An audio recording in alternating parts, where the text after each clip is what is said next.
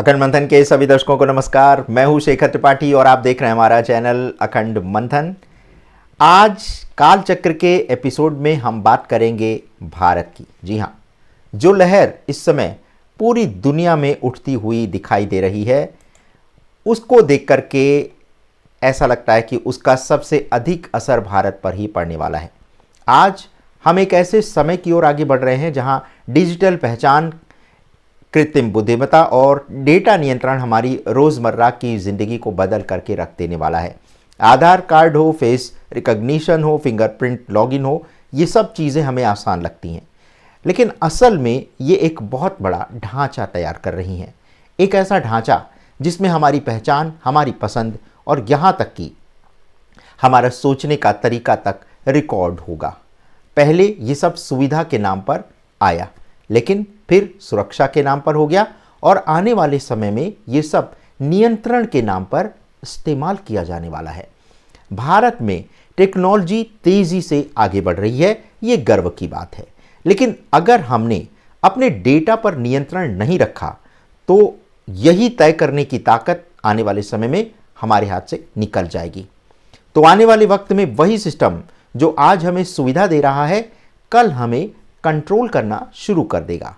अब जरा सोचिए, अगर किसी दिन आपकी पहचान के बिना आप बैंक से पैसा नहीं निकाल सकते, या फिर अगर किसी बयान के बाद आपका सोशल मीडिया अकाउंट और बैंक अकाउंट दोनों में ही सिस्टम एरर दिखाने लगे, तो आप क्या करेंगे?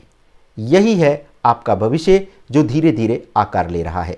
एक ऐसा समाज जहां डिजिटल आईडी और सामाजिक क्रेडिट सिस्टम अब आने वाले समय में हमारे अधिकार तय करने वाले हैं। चीन में यह सिस्टम पहले से लागू है। वहां सोशल क्रेडिट स्कोर नाम की चीज है, जहां अगर आपने सरकार की नीतियों के खिलाफ बोला तो आपका स्कोर गिर जाता है और फिर ऐसे में आप ट्रेन या हवाई जहाज की टिकट नहीं ले सकते हैं, आपको लोन नहीं मिल सकता है, बच्चों को स्कूल में दाखिला भी नहीं मिलेगा। क्या आप चाहते हैं कि ऐसा सिस्टम भारत या किसी और लोकतांत्रिक देश में भी लाया जाए? मगर भारत में अभी भी एक उम्मीद है। हमारे यहाँ समाज और संस्कृति की जड़ें इतनी गहरी हैं कि लोग सवाल उठाते हैं। अगर हम जागरूक रहे तो इस डिजिटल नियंत्रण की लहर को संतुलित किया जा सकता है। लेकिन अगर लोग बस ये सोचते रहे कि चलो ठीक है, सब आसान हो गया है, ये कह करके हर चीज़ को क्लिक करते रहे, तो ये सुविधा धीरे धीरे हमारी निगरानी का जाल बन जाएगी। अब बात करते हैं ब्रिटेन की, क्योंकि वहाँ से ये पूरी सोच बार बार उठाई जा रही है। यूके में पूर्व प्रधानमंत्री टोनी ब्लेयर लंबे समय से डिजिटल आईडी सिस्टम को बढ़ावा देने की बात करते रहे हैं। वो इसे देश की सुरक्षा और सरकारी दक्षता के नाम पर बेचने की कोशिश करते रहे हैं, लेकिन सच्चाई ये है कि ये एक कंट्रोल सिस्टम है, लोगों को पहचानने, ट्रैक करने और सीमित करने का एक बहुत अच्छा माध्यम। ब्रिटेन में पहले भी उन्होंने 2006 में आइडेंटिटी कार्ड एक्ट लाने की कोशिश की थी, जो जनता ने विरोध करके रोक दिया था। अब वही विचार एक बार फिर डिजिटल आईडी के रूप में लौट रहा है, बस नाम बदल गया है, तरीका नया हो गया है। यहाँ एक और खतरा है। एआई यानी कृत्रिम बुद्धिमत्ता की बढ़ती ताकत भी एक बड़ी समस्या बनने वाली है आने वाले समय में। ये तकनीकी हमारे डेटा से सीखती है और भविष्य में यही तय करेगी कि कौन विश्वसनीय है और कौन नहीं। अगर सरकारें या बड़ी कंपनियां मिल जाएं तो ये सिस्टम किसी व्यक्ति की साख या इज्जत को एक क्लिक में ख़त्म कर सकता है।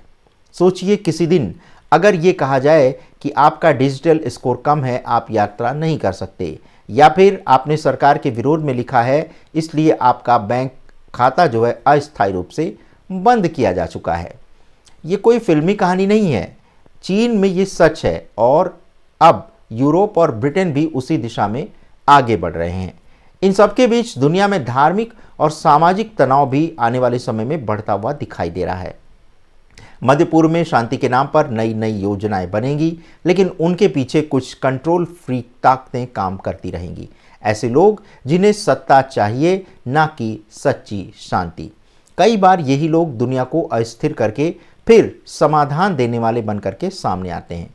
अभी जो हमें संकेत मिल रहे हैं, और क्रेग हेमिल्टन पार्कर ने भी यही संकेत दिया है कि कुछ देशों में आने वाले महीनों में सांप्रदायिक हिंसा, आतंकी हमले और सामाजिक बिखराव की घटनाएं बहुत तेजी से बढ़ने लगेंगी, खासकर यूरोप के देशों में जैसे इंग्लैंड, फ्रांस और जर्मनी। और इसका पूरी हलचल का जो असर है भारत पर भी पड़ने वाला है। अगर पश्चिमी देशों में धार्मिक तनाव बढ़ता है तो उसकी छाया भारत जैसे विविध समाजों पर भी पड़ने वाली है। हमें ये समझना होगा कि किसी धर्म या समुदाय की गलती पर पूरे धर्म को दोष देना हमारे अपने घर में आग लगाने जैसा होने वाला है। भारत के लिए आने वाला समय दो धारी तलवार जैसा हो सकता है। एक ओर टेक्नोलॉजी और डिजिटल शक्ति का युग, दूसरी ओर धार्मिक और सामाजिक असंतुलन का खतरा। अगर हमने संतुलन नहीं बनाया तो वही टेक्नोलॉजी जो हमें आज आगे बढ़ाती हुई दिखाई दे रही है, वहीं हमें बांध भी सकती है, लिमिटेड कर सकती है, सीमित कर सकती है। आने वाले वर्षों में दुनिया एक कैशलेस सोसाइटी की तरह हो जाएगी। सुनने में अच्छा लगता है, लेकिन असल में इसका मतलब है पूरी निगरानी। यानी हर लेन देन रिकॉर्ड होगा, हर खर्च का हिसाब जो है सिस्टम के पास रहेगा। फिर अगर किसी दिन आपको ब्लैकलिस्ट कर दिया गया तो आपके पास नकद का भी रास्ता खत्म हो जाएगा। इसीलिए कहते हैं कि सावधान रहिए, हर नई टेक्नोलॉजी को अपनाइए, लेकिन आंख बंद करके नहीं। डेटा और पहचान हमेशा व्यक्ति के हाथ में रहनी चाहिए, सरकार या कॉरपोरेट के हाथ में नहीं। जी हाँ, और अब एक और बात, दुनिया में जैसे जैसे तकनीकी और राजनीति एक दूसरे में घुलती जा रही है, वैसे वैसे एक ग्लोबल कंट्रोल का दौर शुरू हो चुका है। कई बड़ी कंपनियां लोकतंत्र की परवाह नहीं करती, उन्हें सिर्फ मुनाफे से मतलब है।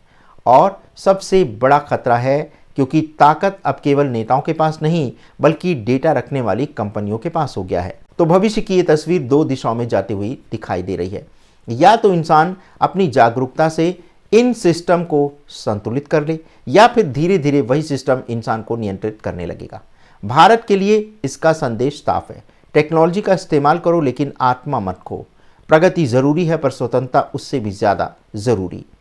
अगर हम अपने मूल्यों, प्रेम, सहिष्णुता और करुणा को जीवित रखेंगे तो कोई भी सिस्टम हमें पूरी तरह से कंट्रोल नहीं कर पाएगा।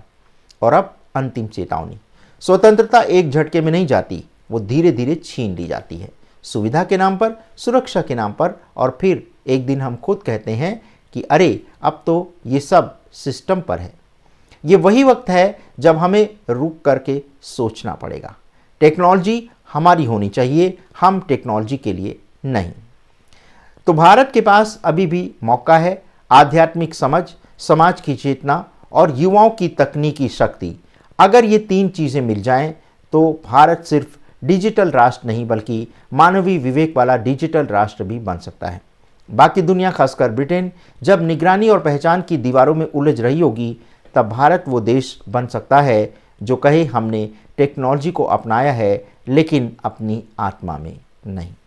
तो दर्शकों, ये था हमारा वो एपिसोड जिसमें हम आपको बताने का प्रयास कर रहे हैं कि एआई के बाद आने वाले 4 से 5 सालों में आपका जीवन किसी और के हाथ से नियंत्रित होना शुरू हो जाएगा, पूरी तरह से नियंत्रित होना शुरू हो जाएगा। फिर आपकी कोई भी चीज़ आपकी निजी नहीं रह जाएगी, सब कुछ आपकी पब्लिक हो जाएगी। वैसे भी सोशल मीडिया के माध्यम से आपने अपनी 80% से अधिक जिंदगी को ऑनलाइन कर दिया है। अब 20% जो कसर है वो सरकार कहीं से भी पूरी कर सकती है। और हमने आज आपको ब्रिटेन का ये उदाहरण देकर के इसलिए बताया है क्योंकि जब भी कोई फॉरेन में कोई तकनीकी आती है तो उसके बाद भारत को उस तकनीक को अपनाना बहुत ज़रूरी हो जाता है। उसके पीछे संसार की कुछ अदृश्य शक्तियाँ काम कर रही हैं। ये अदृश्य शक्तियाँ कौन सी हैं और ये क्यों पूरे संसार में एक जैसा कानून लाना चाहती हैं, इसके बारे में हम आपको एक अलग सा एपिसोड दिखाएंगे डीप स्टेट का। और इसमें हम आपको बताएंगे कि आखिर ब्रिटेन में अगर कोई चीज़ हो रही है, अमेरिका में कोई चीज़ हो रही है, चीन में ऑलरेडी हो चुकी है, तो धीरे धीरे भारत को भी इसे अपनाना पड़ सकता है। और अगर ऐसा होता है तो भारत में निजता के नाम पर आपकी कोई भी चीज़ जो है वो अपनी नहीं रहने वाली है। तो दोस्तों, ये था क्रेग हेमिल्टन पार्कर के द्वारा वो किया गया वो भविष्य विश्लेषण, जिसमें उन्होंने आने वाले समय में मानव पर एक ऐसे नियंत्रण की भविष्यवाणी की है जिसके बाद मनुष्य का अपना कुछ भी नहीं बचेगा। तो आज के एपिसोड में बस इतना ही, मिलते हैं अगले एपिसोड में, तब तक के लिए हमें अनुमति दें। धन्यवाद, नमस्कार।